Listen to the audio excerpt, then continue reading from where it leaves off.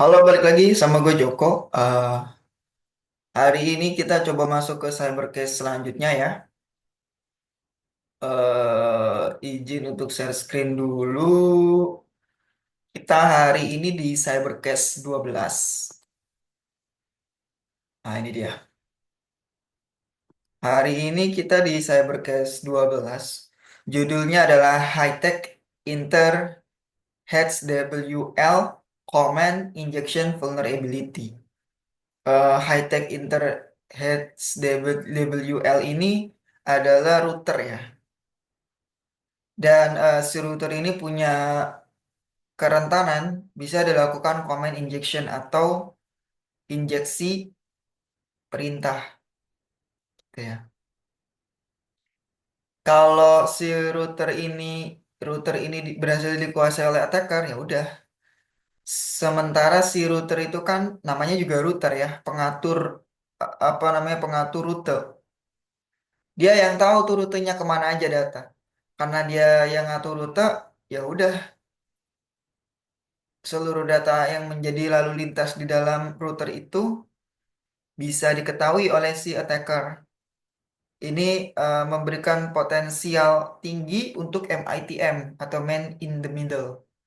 Man in the middle itu bisa melakukan apa namanya merusak integritas dari data. Jadi misalnya seorang tuh ngirim hello, justru malah mengirim no, misalnya gitu. Bukan hanya integritas, tetapi dia juga menurunkan confidentiality atau tingkat kerahasiaannya. Dengan menurunkan HTTP menjadi HTTPS menjadi HTTP bisa juga dilakukan sehingga paket-paket data yang berisi username dan password bisa terbaca. Sehingga itu jadi dia menurunkan confidentiality dalam konteks CIA triad. Jadi dua tuh konteksnya integritas dan eh, confidentiality. Kalau availability bisa juga sih dia matiin routernya ya udah nggak bisa ada komunikasi dah tuh di dalam jaringan itu gitu ya. Kita langsung aja masuk ke case-nya. Masih seperti biasa, kita ngegunain dalam konteks ini adalah tools Wazoo SIM. Ternyata apa alert itu muncul dari IP internal ke IP internal, gitu ya. Nah, kalau misalnya kita baca gini, attacker dari host internal ya, Go White Text, mencoba mengeksploitasi kerentanan command injection pada endpoint web propen.cgi di server dengan mengirimkan request HTTP berbahaya yang kemungkinan berisi perintah sistem tersembunyi untuk dijalankan di sisi server dengan tujuan mendapatkan akses eksekusi perintah remote code execution, melakukan pengambilan informasi atau mengunduh dan menjalankan malware sebagai bagian dari upaya pergerakan lateral di dalam jaringan. Namun, upaya ini berhasil dideteksi dan dihentikan oleh firewall dengan aksi reset bot. Kalau reset bot seperti case sebelumnya ya, bahwa dia itu melakukan apa namanya pengaturan ulang. Reset bot itu pengaturan ulang pada sisi, kalau bot itu artinya pada sisi klien maupun sisi server. Sebelum perintah tersebut sempat dieksekusi. Nah, apa sih propen.cgi itu yang diserang ini nih? Dia ngeinjeksi endpoint propen.cgi. Propen.cgi adalah file CGI, Command Gateway Interface. Ya, gampangnya adalah jembatan penghubung biasa lah. Yang biasanya digunakan oleh web server untuk menjalankan perintah di sistem operasi dari request HTTP. Attacker kirim request seperti ini. HTTP, terus ini IP-nya, /propen.cgi, cmd sama dengan ls. Nah, ini hanya menampilkan list data ya.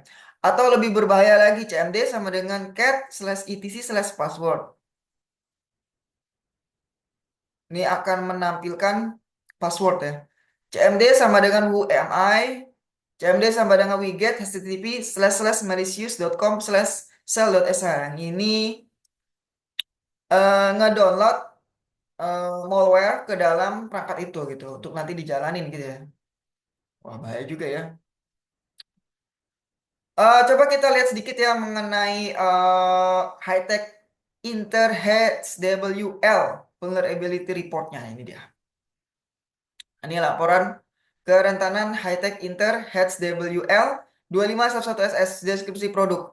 Perangkat HWL 2511SS dari high-tech Inter adalah router. Nah ya, router LTE industri yang dapat digunakan untuk transmisi data jarak jauh seperti mengumpulkan data sensor dan memeriksa gambar kamera pengawasan. Nah, ini dia. Si routernya di sini ya. Nah, ini WiFi yang digunakan oleh pengguna misalnya.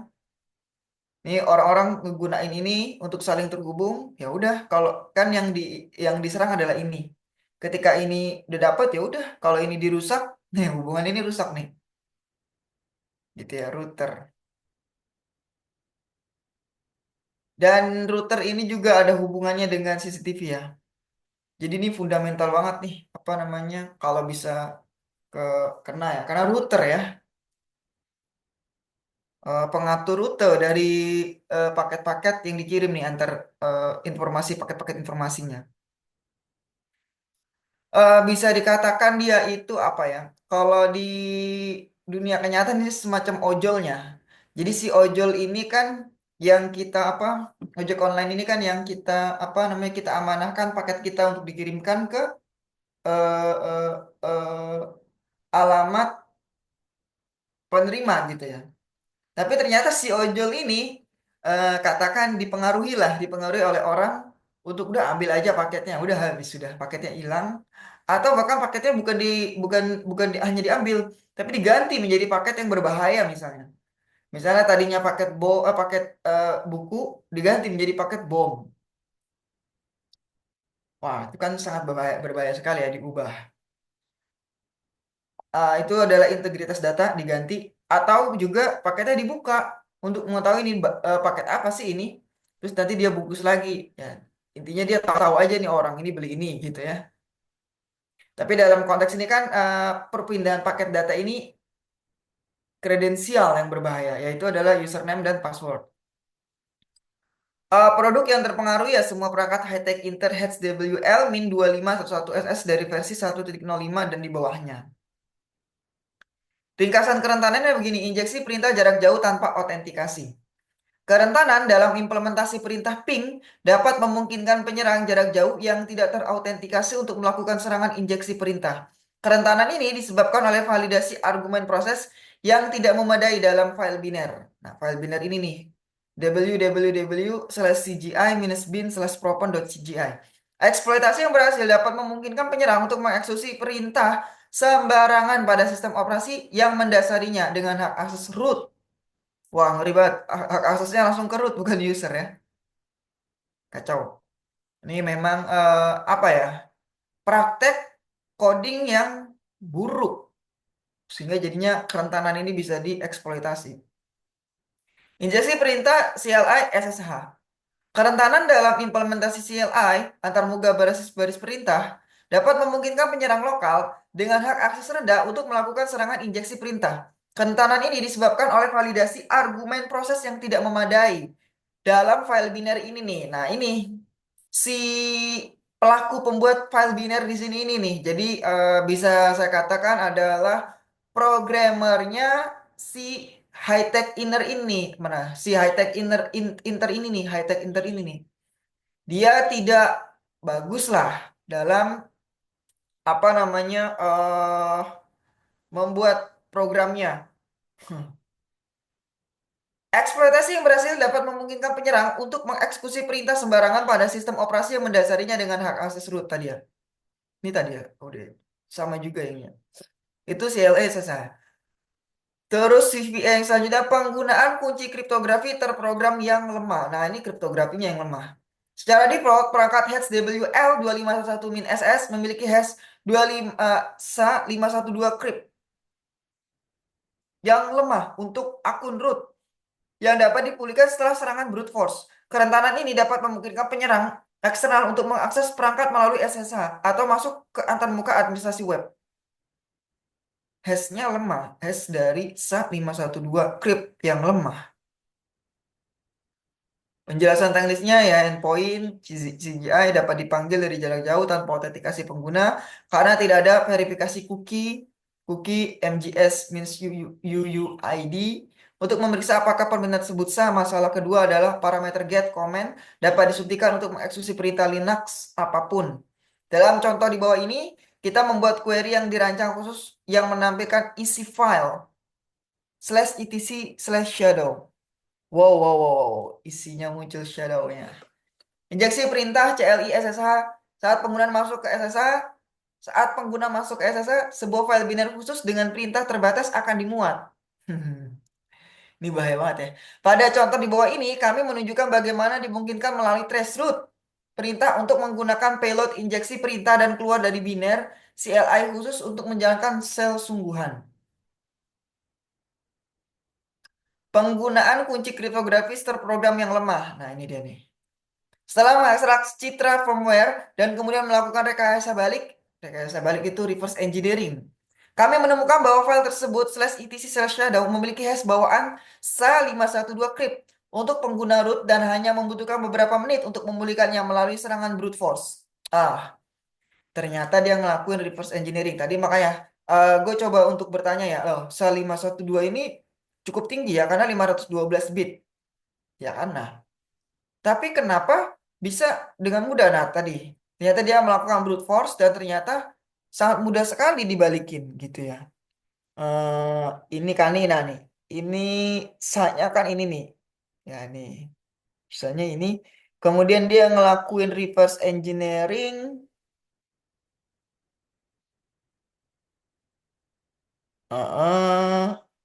Dapat. Ini passwordnya nih.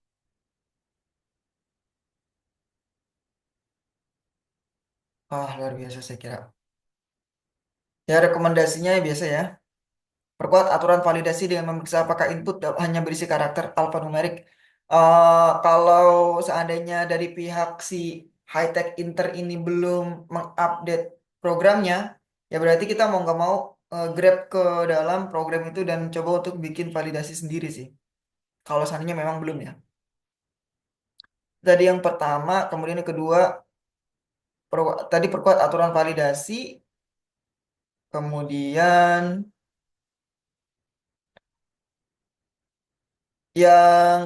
kerentanan ketiga itu perlu membuat kata sandi berbeda untuk setiap perangkat. Setiap perangkat dibikin kata sandi yang berbeda selama proses manufaktur. Nah, itu. Itu high tech inter ya. Sangat berbahaya sekali saya kira. Nah, ini adalah apa? JSON dari log terkait attack tadi ya, serangan tadi ya. Alat ini menunjukkan bahwa pada 25 Maret 2026 firewall mendeteksi dan memblokir reset bot itu. Ya bisa dikatakan blokir sebenarnya nggak ada kata blok ya. Dia tuh ada dua, ada hanya dua ya, reset dan drop. Sebanyak 29 kali percobaan eksploitasi kerentanan comment injection bernama High-Tech Inter HWL Comment Injection Vulnerability, di mana host internal mencoba mengirim request HTTP melalui port 80 ke server internal dengan menargetkan endpoint propen.cgi menggunakan aplikasi yang terlihat sebagai web browsing dengan tujuan menjalankan perintah pada sistem target code execution. Namun seluruh upaya tersebut berhasil dihentikan oleh firewall sebelum koneksi berhasil terbentuk. Catatannya begini. Ada yang menarik, kita mau ngebedain apa bedanya command injection dan remote code execution. Bedanya, kalau comment injection itu adalah jenis kerentanan pada aplikasi yang memungkinkan input pengguna disisipkan ke dalam perintah. Namanya juga comment ya. Ke dalam perintah sistem tanpa validasi yang aman. Sedangkan RCE atau Remote Code Execution adalah dampak atau hasil eksploitasi dari kerentanan tersebut di mana attacker benar-benar berhasil menjalankan perintah atau kode di sistem target. Dengan kata lain, shift adalah celah yang membuka jalan, sementara RCA adalah kondisi ketika attacker sudah berhasil memanfaatkan celah tersebut untuk mengontrol sistem. Misalnya aplikasi menjalankan ping, nah, user normal input 888, attacker input cat etc password. Server akan menjalankan ping dan ini. Nah, ini adalah comment injection.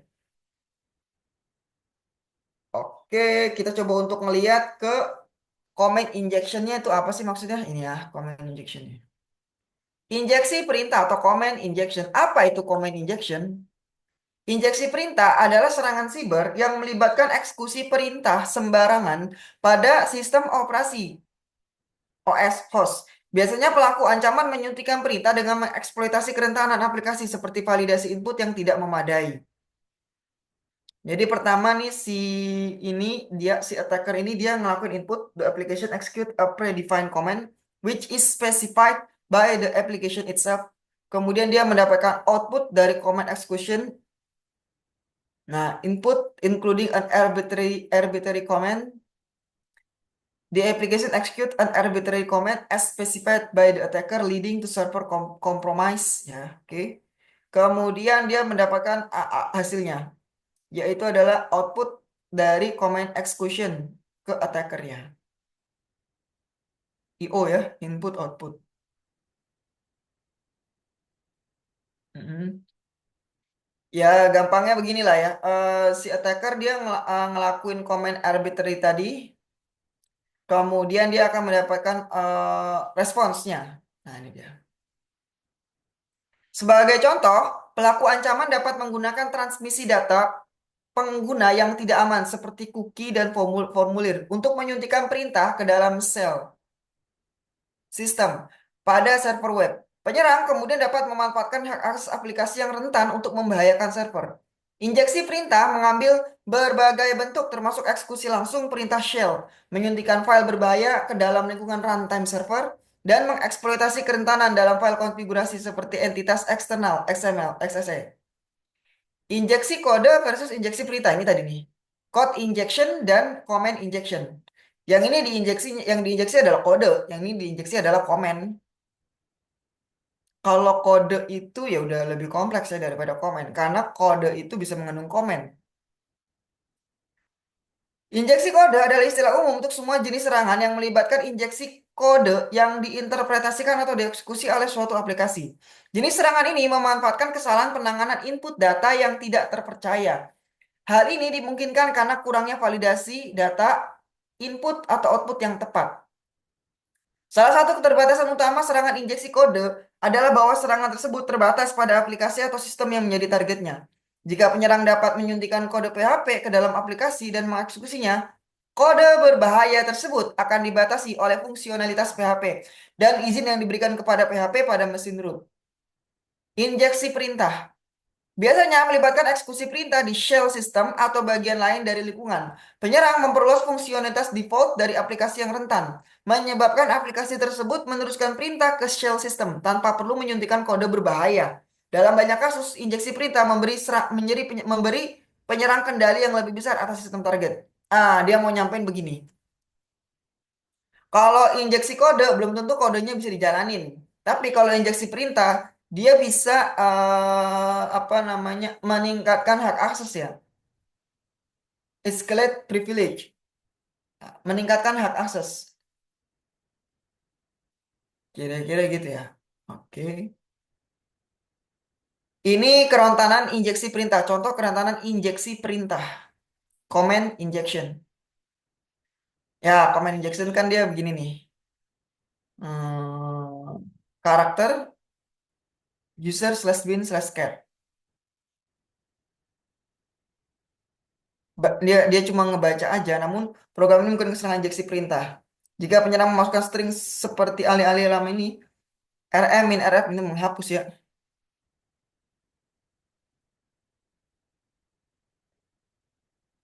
Ya, oke. Ini komen injeksi komen ya. Manipulasi variable path-nya diubah-ubah.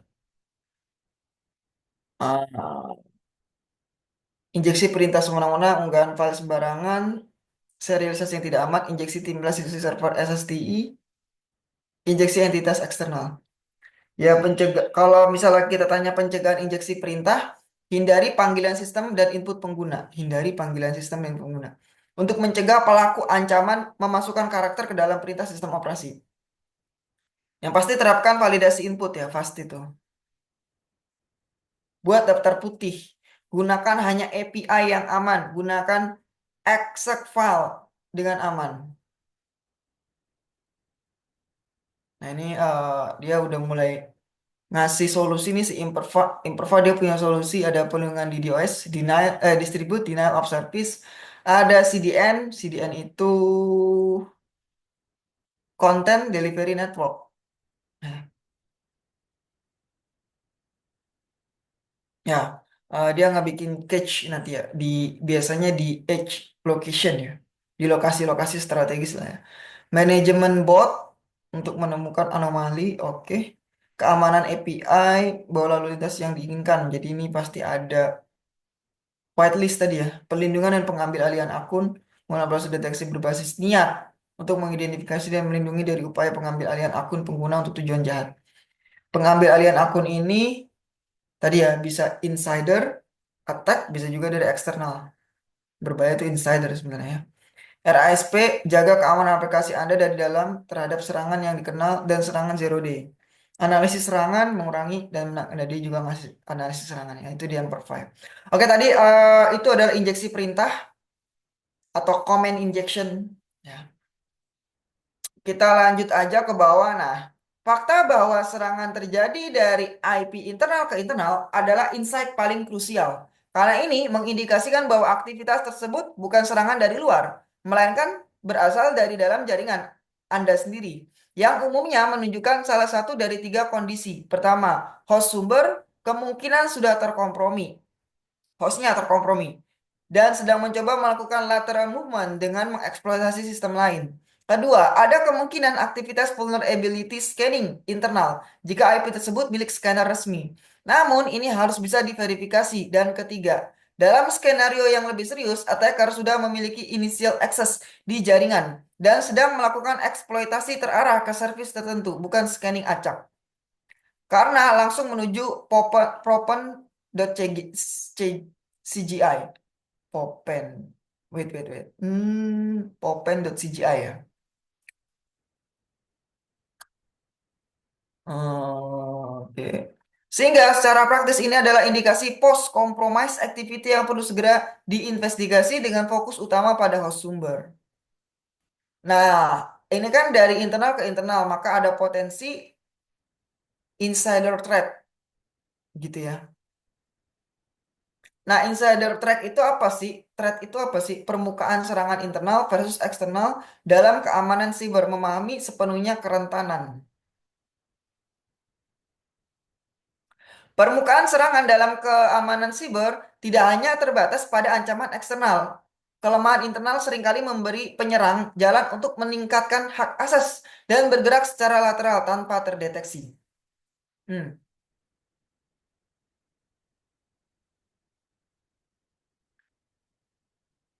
Kita mau bandingin nih, maksudnya adalah gampangnya adalah IP internal dan IP eksternal gitu ya. Definisinya, kalau permukaan serangan internal itu ya semua aset, sistem, dan layanan yang dapat diakses di dalam jaringan pribadi organisasi.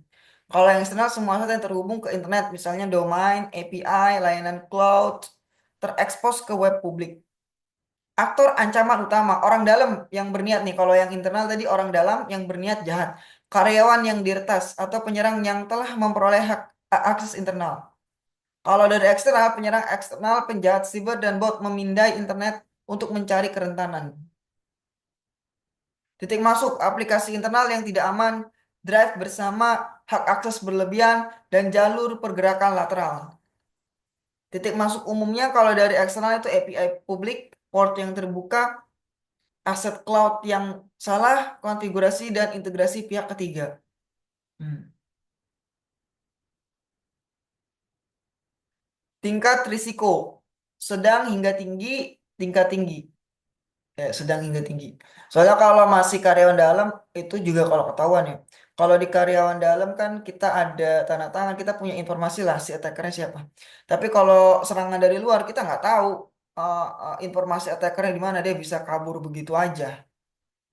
Tingkat kesulitan kontrol ya lebih mudah yang insider threat sebenarnya.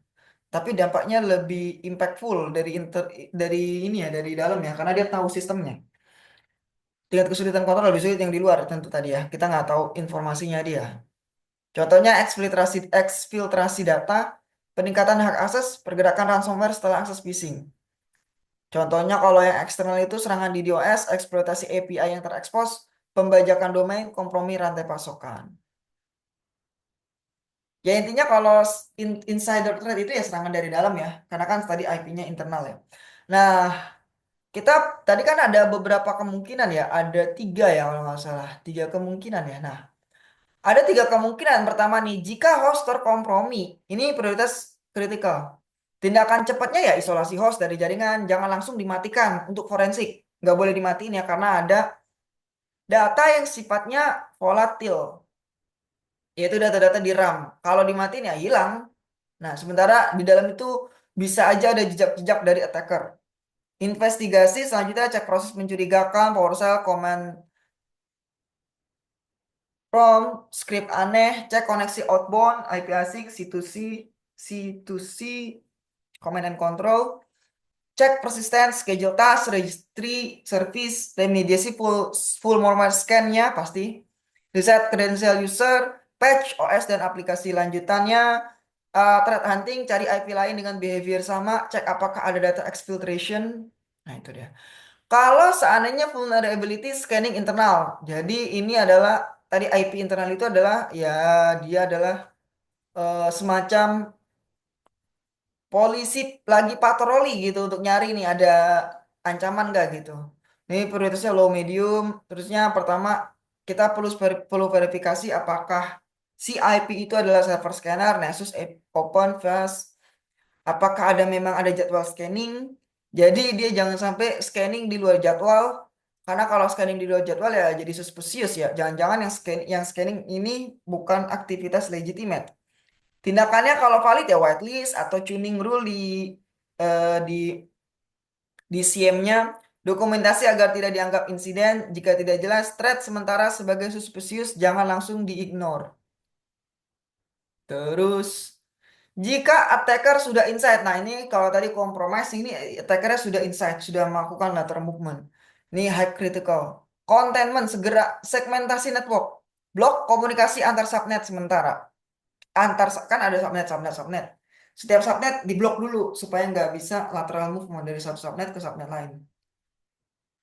Monitoring traffic lateral east west, investigasi lanjutan, kemudian cek login, review log sebelum event ini, threat hunting, cari korelasikan DNS proxy endpoint, hardening, tutup service vulnerable, popon.cgi, implement IPS strict micro segmentation. Ini kalau seandainya memang attackernya sudah insight ya. Ingat ya, jangan mematikan perangkat itu untuk apa? Forensik nantinya.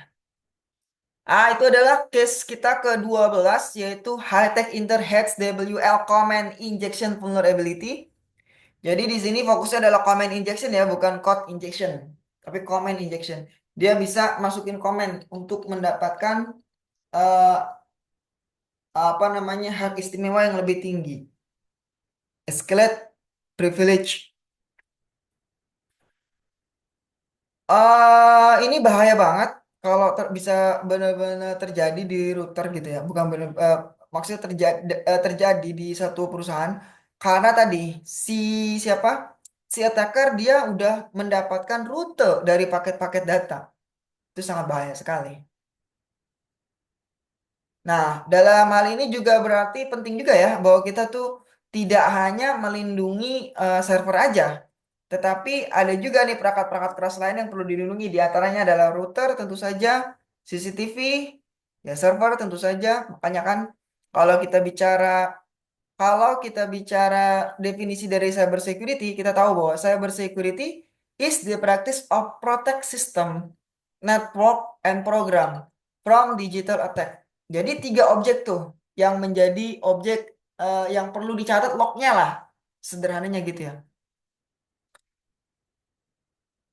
Eh, Sistem, network, dan program. Sistem itu ya tadi eh sekumpulan perangkat yang saling berkolaborasi untuk mencapai tujuan tertentu itu sistem. Kemudian ada programnya itu ya kalau seandainya ada developer ngebangun aplikasi menggunakan React misalnya. Dan yang terakhir adalah network. jaringannya, jadi perpindahan datanya. Jadi sistemnya ada, jaringannya ada, aplikasinya ada. Tiga-tiganya itu yang perlu dilindungi oleh cyber security. Menurut gue cukup banget untuk cyber case 12 ini. Kalau misalnya ada kritik boleh banget komen di bawah. Kalaupun ada saran juga boleh komen di bawah. Kalau misalnya ada diskusi juga boleh ngehubungin gue. Kalau seandainya gue free bakal gue bales gitu sih. Sampai sini dulu. Thank you udah mau ngeliat ya. Sampai jumpa.